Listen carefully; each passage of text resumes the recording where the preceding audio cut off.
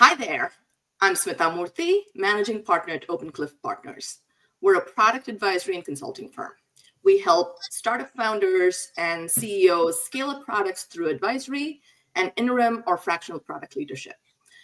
We augment product leaders in mid to large size companies with achieving their positive business and customer outcomes by helping them with that third party perspective that often gets business cases approved. Last but not the least, we provide product managers with career advice. This podcast series focuses on cross-functional perspectives on what it takes to build successful products across domains and industries. I interview leaders from various functions with whom I've worked with to build and launch great products and the lessons we learned along the way. Today, I'm thrilled to host Gary Napotnik. Gary is a Chief Marketing and Growth Officer with a proven ability to develop and lead high-performing global teams for extraordinary results. He has 25 plus years of experience and 4 successful exits within the SaaS industry under his belt. Gary is an expert in crafting innovative marketing strategies and tech stacks that accelerate revenue growth on a significant scale, consistently exceeding expectations and delivering outstanding results. Gary is happily married, has 3 children, and is a Pittsburgh, PA-based Chief Growth and Marketing Officer, and is an overall fun person to be around. Gary, it's my absolute pleasure to welcome you to this podcast. Thank you so much, Smita. It's great to be here. I am excited to do this with you. You and I were part of one of those exits together. Yes, so, indeed. Which was a lot of fun and challenging all at the same time. Yep. It's never one without the other, right? Right. You cannot. They don't. If somebody can find one that actually is like just fun pretty much all the time, please call me. Immediately. Right? Indeed. Yeah. So with that, why don't we start off by telling our audience a fun fact about you? Yeah, probably some of my closest friends know this, and now you do as well, right? I'm a wicked, crazy guy. I love drums. I'm a drummer. Not a very good drummer. I think your son, who plays jazz drums, is probably way better than me. But I love drums. I collect drums. Been that way since I was a little kid. Have a studio in my basement, and my family has put up with listening to it for many, many, many years. So I'm sure you're awesome. And the next time I'm in Pittsburgh, we're going to have a live performance. Yeah, love it. Anytime. Awesome. Hey, so Gary and I, as we were just alluding to, we have worked together in the past. We worked for a company called Rsam that eventually is now, through multiple acquisitions, as part of the Diligent group right now. We had some fun times. Gary was still Pittsburgh based. I was here in New Jersey. So it gave us that unique opportunity when he would come over for us to really spend meaningful time talking products, getting our products to market, and getting them to be successful. This was a company that had been around for 16 something years, and then was PE backed. And we're going to get into some of those fun things that we did at Rsam and other places that Gary's been at. So with that said, let's start off by talking about, tell me about what you remember most about our time together when we worked together at Rsam. Yeah, we had an exceptional team at Rsam, right? Wickedly smart people to be around, which was probably one of the best parts of it, right? But the GRC space in itself can be very complex, right? I mean, there's a lot of pieces to risk, governance, compliance, all of those pieces, right? And our software could be confusing at times, right? I think what we did very, very well back then is we were able to separate all of those pieces, right? We had our application itself, our product had a huge back end to it, did a lot of things, right? I think probably the thing we did best was personalize that for our customers. And we were able to kind of narrow down between product marketing and sales, how to best focus on the things that matter for our customer when you have all of this kind of wide product. I don't know how you would say it, but you have wide product availability to features and functions. We narrowed down, we got laser focused. And I think that was a big piece of our success at Rsam. Absolutely. You know what I remember about you? First of all, your frames. The frame. Today you're wearing a very neutral frame, but I remember you had these really cool blue frames that I Yeah. thought really said Gary. Yeah, there's a little blue on this side of these. You probably can't see them, but there's a little blue. Not like my blue ones that I had back then, but Yeah. yes. So anyway, that aside, besides the fashion statement, we used to have these what were those like? It was kind of like a pseudo board meeting, but like an update for the C-suite and the investors Yeah. in Yeah. that big room that we had, and Yeah. we had to get up there to the podium and do the update. And I just remember you spewing all these statistics about our website, our traction with the changed website, and then like how different marketing strategies were resulting in different outcomes. So, Yeah. that I think is what I remember most, and maybe that's kind of what we can talk about. So tell me some of like maybe some of those interactions, but more broadly, what are some key metrics one should track when we're talking about successful products? Yeah. It's back from that day till now.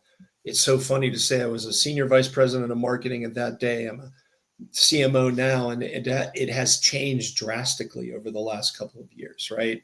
We were in what I would call a pseudo kind of account-based marketing approach back at Rsam, right? And today the tech stack has advanced so greatly from even back then, just those few years ago, right, to where we are today, where there's some just amazing technology that's available. But specifically, when I think about tracking for product key metrics, right, especially in today's world, I'm looking at things that I never even looked at back at Rsam, right? We take the company that I'm with today called W Energy. We take a very product-led approach to our marketing, right? So we're putting our products as we develop them with our product managers. We put those right onto our website where they're not gated. You can get to them. And we sell probably 8 or 9 different products to the oil and gas industry. People can get to them. They can play with them. We use a product called Toriel, but I'm sure you've heard of like Reprise and Walnut and those types of tools that allow you to get your product out there, right? So one of the things I think that we're doing differently than ever before in tracking and tracing the product is looking at those details behind. When we launch a campaign, we're getting people to come to those products and play with them, right? We're now getting deeper analytics of what they're looking at, what did they click on, how much time did they spend in the product actually inside that little demo version than ever before. I didn't have those types of tools back at Rsam, right? So those types of KPIs are huge, right, for us in today's world, right? We're taking those, we're looking at those, we're breaking down weekly visits of the product, and we're looking at those from a marketing and product standpoint, right? And we're looking at those saying, hey, that person clicked on this feature, clicked on that feature, but then fell off. Why did they fall off, right? What happened from that point where they were looking at this somewhat interested to falling off, and quite the opposite. Hey, they've made it all the way through the product demo online, but they didn't convert. They didn't ask for a meeting, right? So all of those types of KPIs, I think, are hugely important. Now, I've always been an analytics guy, as you talked about, right? We did a lot of stuff at Rsam around market share, right? In the actual digital area of our website. So we were driving huge traffic to the site. I'm in the same type of business today where we've got really good traffic streams coming to the site. So today, with the kind of the merge of Google Analytics 4, I look for engaged traffic today more than just the overall traffic. I want to know those visitors that are going to those product pages, where are they coming from, and have they visited other parts of our website so that we can start to put a story together. So those types of KPIs now are probably more important to me than anything else. That's a great point. I wanted to make a couple of different points, which is along with product marketing and marketing strategies overall and the metrics that you're tracking, the product metrics are also evolving alongside it, like you were referring to, right?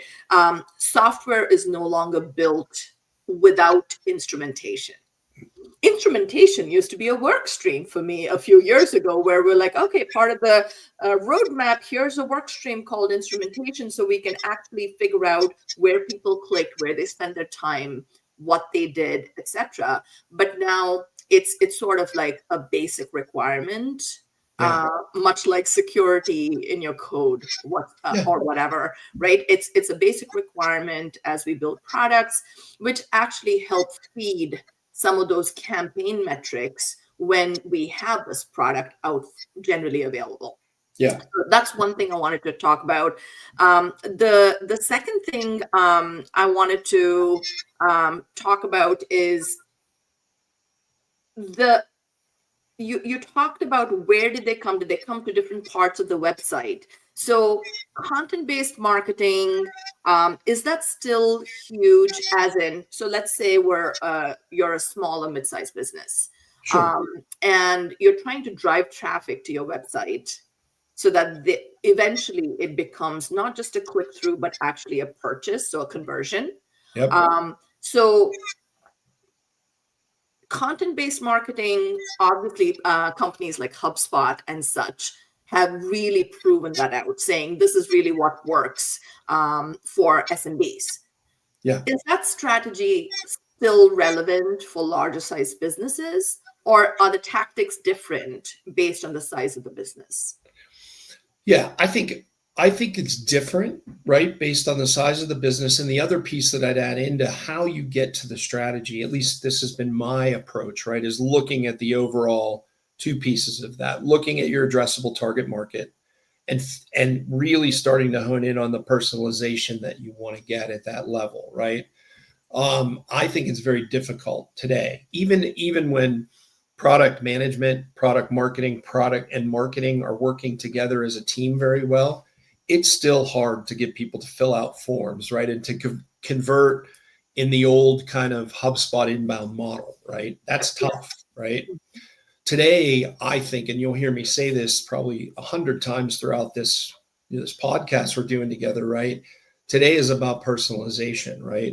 So to me, if you're a small business and has a very small TAM, W Energy, we have a small TAM, or you're Adobe and you've got 6,000 different directions you could go off in, right? I think the point of focus is on the targeted, personalized message, what you're building from a product standpoint that goes along with being able to show it on a website or show it in some version via webinars, demos, trade shows, whatever it is, but you're giving that personalized message directly to that person that buys it, right? So to me, could be small, could be big, but I think as we enter 25 and even as we get into 26, right? We talk about it, we say it, but we have got to product and marketing. We've got to dig into this personalization, right? People are expecting it. They just expect that you're going to have that layer of detail in it that is about me, right? Exactly. And we've talked about this concept for years, right? I mean, do you remember when we would talk about consumerization of the enterprise? That's what this Yeah, is. That's right. what this This is. is it, right? And I think it's only going to grow, right? I Yeah. think, in today's world, there are companies out there, there's multiple different landing page companies that build landing pages very effectively using AI and other things, and they'll spin those up very quickly to where they're constantly updating the content, right? In those pages based on what they're learning from people visiting those and looking at those product pages, right? To me, those are like the conversations for product marketers and product to be Yeah. having constantly, right? And that to me gives a whole different approach back to the product team who's actually building the things, right? To Absolutely. Yep. actually see that in real time, right? In today's world, that's easily there. You got like Uberflip and Optimally that do these constant changes of the environment that a person, the actual buying persona will see when they come to your website. It changes dynamically with them. Mm-hmm. To me, that's the future, right? Right. And how does so we've talked omni-channel for a long time. Like Oh, things like, forever. banks did it, retail does it. You could be looking at something on your phone, you go to your iPad or your laptop, it knows it's you. So how does that translate to B2B SaaS businesses, the omni-channel piece? Yeah, I think it's still there might be a bunch of people that might disagree with me on this, but I think it's still the way that you should do it, right? So if I'm selling you something, if I'm using a tool like 6sense, or I'm using demand based, or I'm using some ABM tool to feed you ads, right?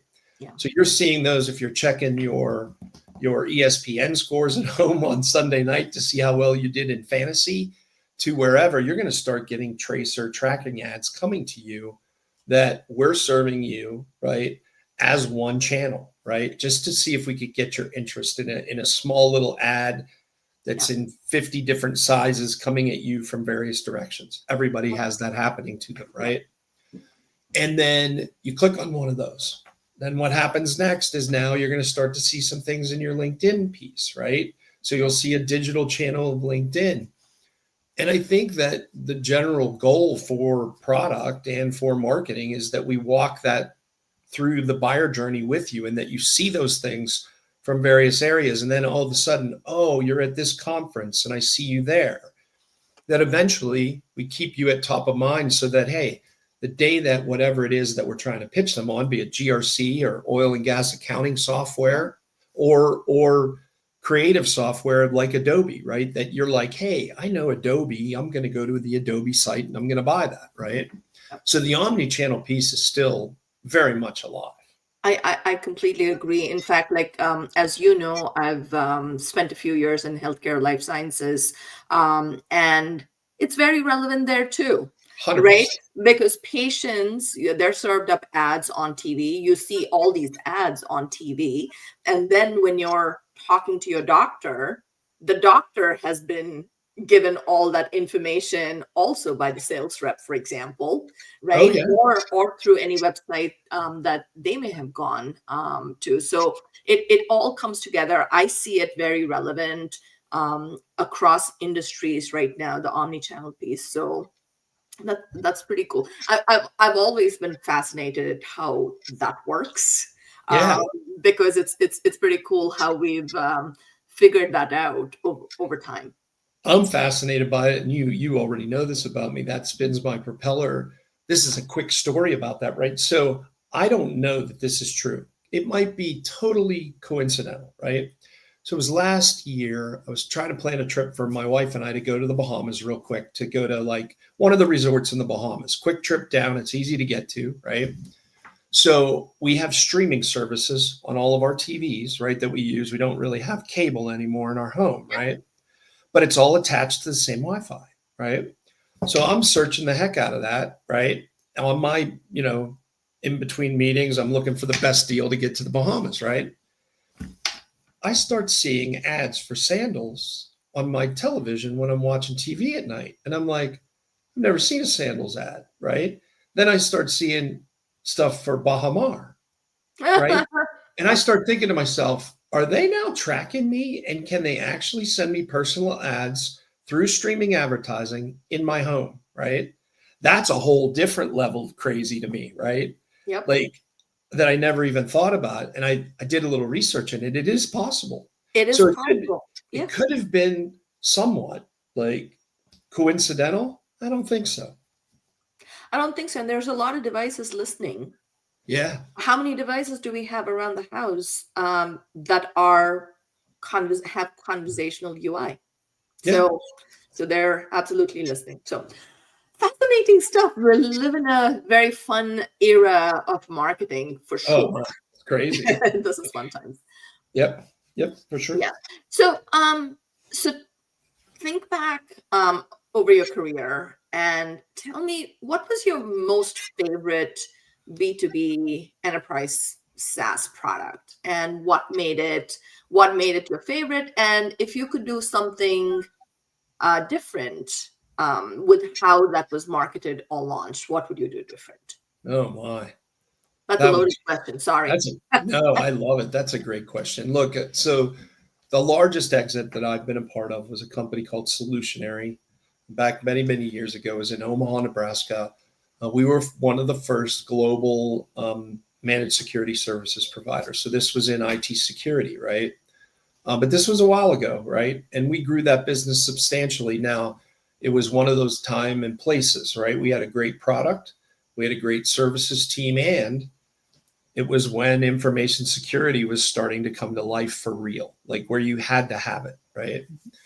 So, and we had an incredible product team, incredible marketing team, incredible sales team, grew that company very, very well, got bought by one of the world's largest companies, NTT, right? But we didn't have the technology back then that we do today, right? My tech stack was pretty much, we were using Pardot and Salesforce, and we thought we were pretty advanced, right? What I would have done differently is I would have loved to have more of an account-based marketing approach back then.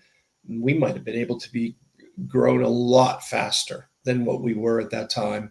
I think account-based marketing was just kind of coming online. ABM was just starting its thing, but we didn't even think about product led, right? We weren't even there. Yeah. And the Pendos were just starting to come around, right? Where they were looking at that. Todd and was spinning up Pendo, and there were things happening there. And that was a long time ago, right? But I think I would have loved to have had some of the tech stack back then. It would have been amazing. Interesting. Yeah. We did. I didn't mention Pendo, but Pendo's become product management's very, very good friend. Yes. Because it's super easy to get it going. It gives us a lot of information. So we're not building product that nobody wants, right? Hopefully we've done enough UX research, UX design, iterated, removed all the unknowns as much as possible before we build anything. But yeah, Pendo has become kind of a de facto standard at this point. Yeah. So that said, what is the biggest challenge you have faced with products or with different functions that you've had to work with in ensuring product success? It's been different in different places, right? I would say that probably the biggest piece is making sure that, and this ties, it'll sound like I'm blaming product, but I'm not. I blame everybody, right? And that is, are we marketing, sales, product management, and then down to product, right? Are we giving product the best possible information to build great products? Are we doing that as a full functioning team across all areas, right? I've been with some companies that did it pretty well. I've did it with some that have not, right? I don't think there's ever one that I can say, hey, we nailed it down, we crushed it, right? I think it's an ever evolving thing where you've got to be thinking about that all the time, right? But you've got to be able to back all that information up, get it to the development team so that they clearly know like what it is that they need to be innovating on that will make a difference coming back around to the circle to people like you and I, right? That can take it and do something with it. And I think as a marketer or as a product marketer or as a product manager, that's the biggest challenge we have today because things are moving so fast, right? You got AI, you got things coming at you. Well, why aren't we doing this or why aren't we doing that? You have to be very precise and figure out a best way to really prioritize all that stuff. So I personally think that's the biggest challenge today. Yeah. And I think if you remember back when we actually worked for the same company, we introduced Agile. That was the other thing, right? So it was Agile. So it was 2-week sprints. Things were changing rapidly, and you had to. The beauty of Agile was it allowed us to pivot, and you could change the priorities quite quickly. But you can't lose track of where you were headed directionally. That's the biggest challenge. I agree with you. The biggest challenge for product managers from a priority perspective, and for product marketers too, right? Because we have to be in lockstep as we think about go to market.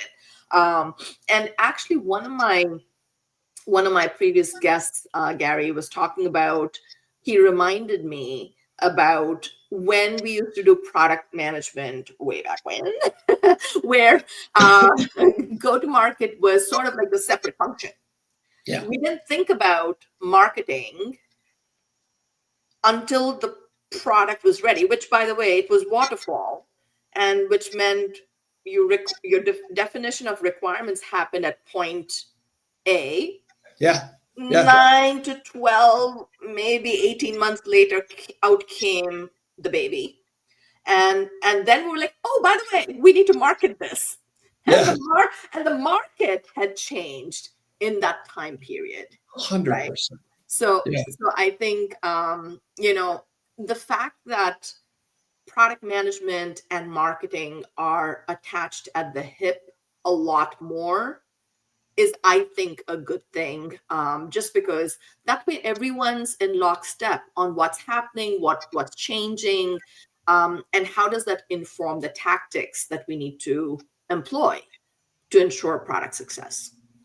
Yeah, I could not agree more. I think that look, this idea of go to market, right, used to be like segmented. Hey, let's sit down with sales and let's make the plan, the walk to the numbers, see how we could make it. Let's get marketing to figure out some things. And then there's our go to market, right? Like we know the TAM. Yep. No, that's not enough anymore, right? Yep. I don't care where your development team is, right? Doesn't matter what continent it's on. They have to be a part of the overall go to market, right? It's an engine, and every part of the engine has to work together. And the go to market is the outcome of that. To me, that's what I think as it is, right? Yeah. So if they're not completely aligned with that, and look, agile, all of those things, I agree. Building one product, getting it done, and then saying, hey, by the way, here's what it does. And then you're like, the person demoing, it's like people are like bored on the demo, right? Because we didn't build anything that really moves the needle for them, right? That's why that go-to-market piece comes back, and why I feel like, look, people that aren't seriously having, like, I've started this and I will continue it through 2025, right? Where we're doing bi-weekly personalization meetings that trickle from product to marketing to BDRs to SDRs to sales, right? Where we are talking about that entire stream of, when we talk about personalization, what does that mean? All the way back to the features that we're building in the product, right? Because I see no other way to kind of win in the market without that, right? Like that laser focus that it's always changing, always tied together. Yeah, absolutely. Fresh, good words for our audience to remember and think about as they're thinking about product success. Tell me about a time when you influenced the direction of a product that led to better outcomes. Well, I can tell you about one right now, right? In fact, so I came from sales. I was a salesperson and then a leader in the sales market. I got thrown into marketing and then kind of figured out that I really loved it and it spun my propeller, so I stuck with it. Most recently, I've led and put together some of the first real, what I'll call, market studies and data around the midstream oil and gas business that we're in. And this is the first time I've ever really done a complete one by myself, where I studied the market, helped to really build out how we were going to go to market in 25 and forward with it. And I mean, down to the level of mapping out each persona myself, knowing exactly how many customers are in each segment, working with the product team to design and develop new features inside those product sets. And now I can't tell you what the outcome's going to be, but let's do this at the end of 25, and Yes. I'll tell you that it's really going to be great. Yeah.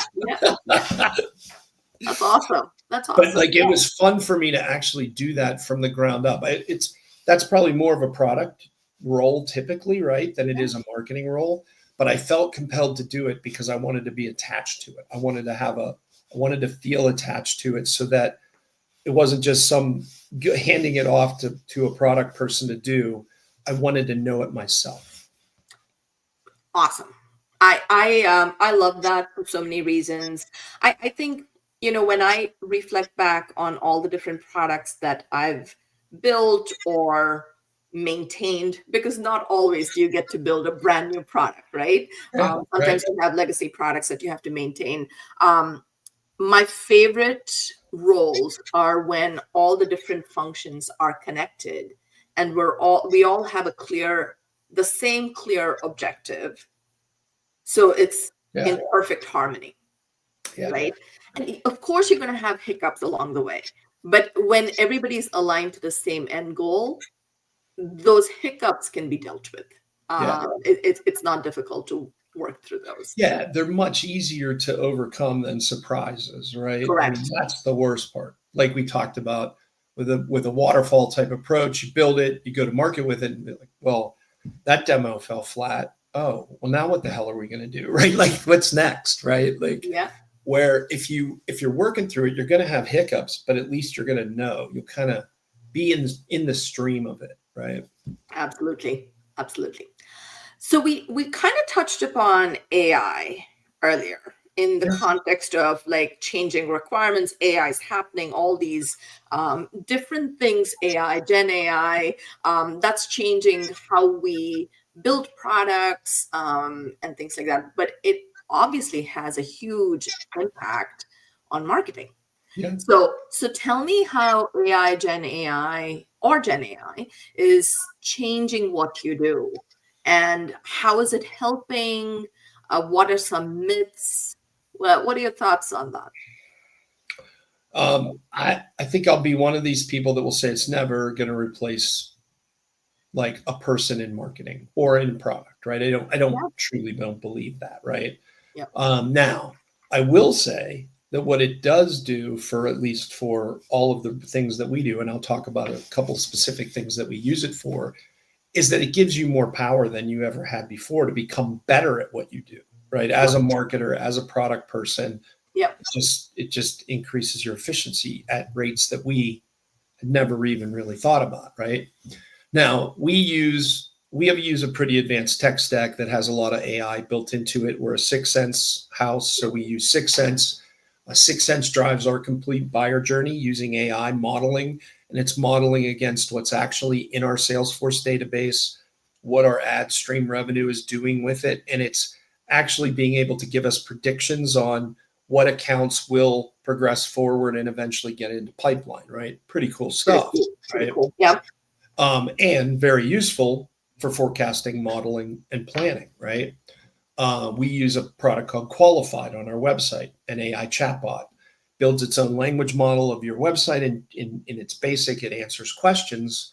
But it also has a lot more components to it that the way it looks at what questions have been asked, it keeps learning those questions. Mhm. And it will feed all of that back to our team. It has auto response type things that we do with our BDRs, where our BDRs know the people that are on the website immediately with Qualified. They're able to start talking to those people, initiate conversations, again, trying to keep them on the site and give them more information. That's all AI driven. Our BDRs are getting better because Qualified is taking all that information that it's getting from people visiting our site and looking at our products on the site and feeding it back to our BDR team. So before, we're kind of guessing, right? That's another way. But day to day, I mean, we use it. We have a paid version of Gemini, right? Mhm. And we feed that. A great example is I had done a bunch of surveys for a small to medium sized oil and gas companies with a company called Alpha Sites. Took all of those surveys, 15 to 30 pages each, loaded them all up in Gemini and said, hey, tell me about X competitor that they said. What did they say? Summarize that. Tell me about this. Tell me about that, and summarize it.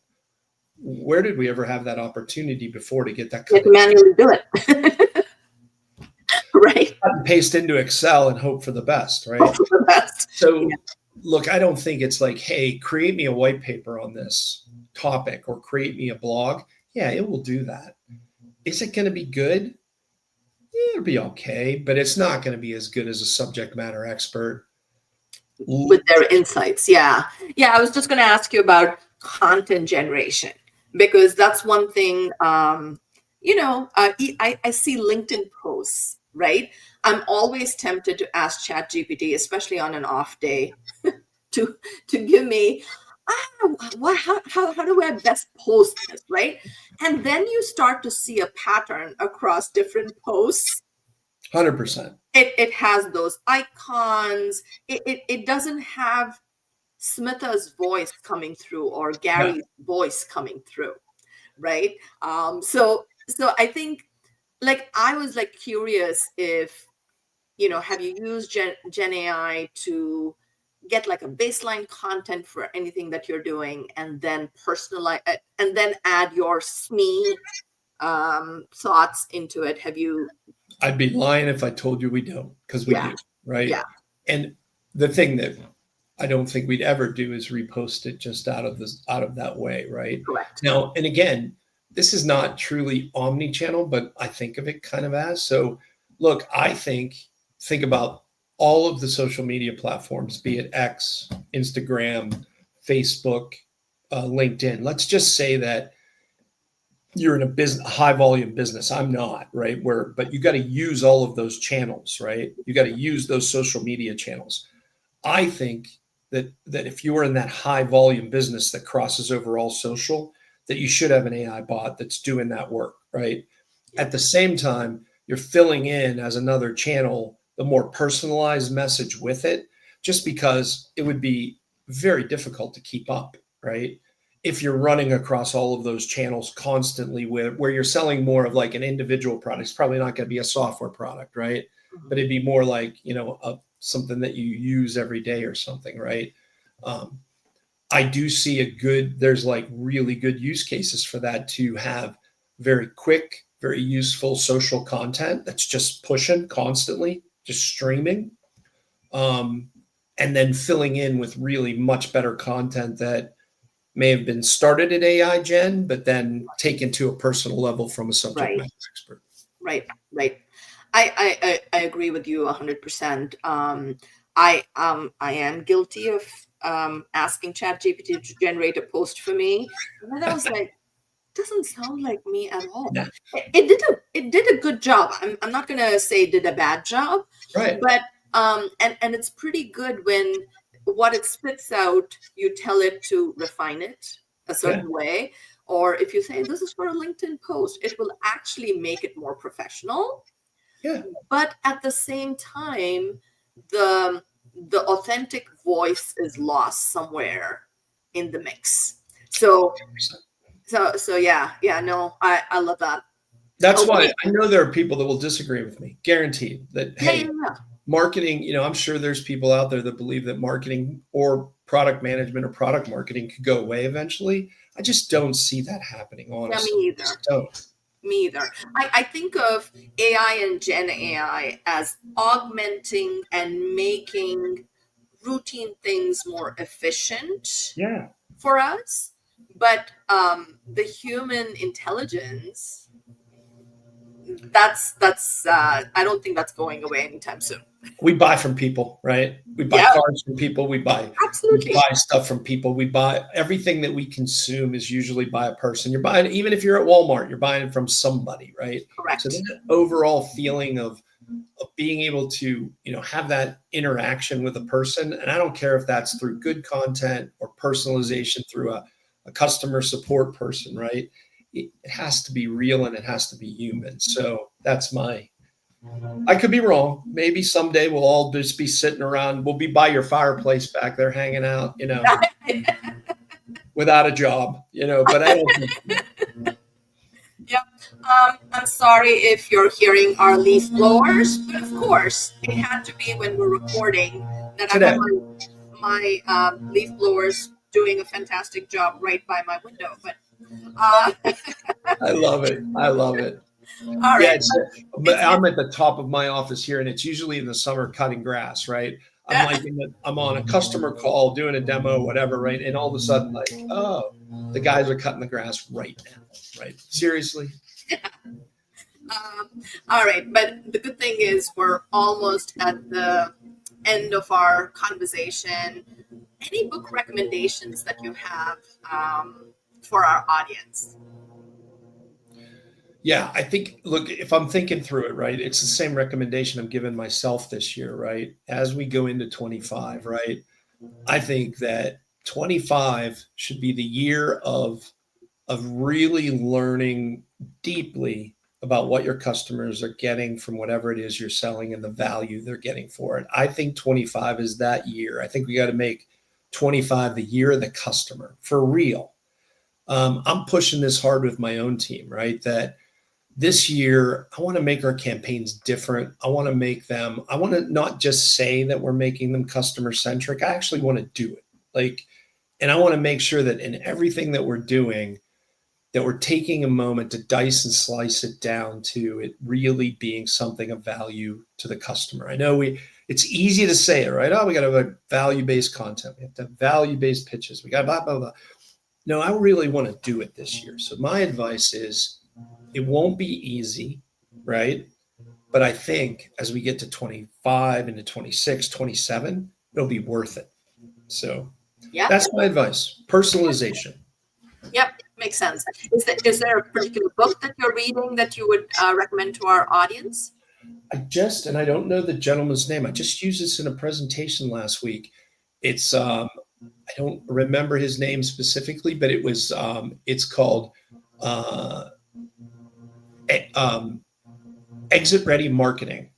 Excellent personalization book. Exit Ready Marketing. Lovely. Thank you, Gary. As always, such a pleasure to have a conversation with you. We can talk about just about anything from clearly drumming that I know nothing about, but my son does. But I enjoy it. So there you go. That's one more connection that we have. So such a pleasure having you on. Thank you so much for your time. Thank you to the audience for listening in and tuning in. You've had a masterclass from the guru over here in marketing. I don't know about that, but if a good thread starts once you post this, I'll jump in on it. That's for sure, and we can chat. That's for dang sure. I love it. I love learning from other people as well, and I love learning from you. Thank you for having me. Thank you. Have a nice day.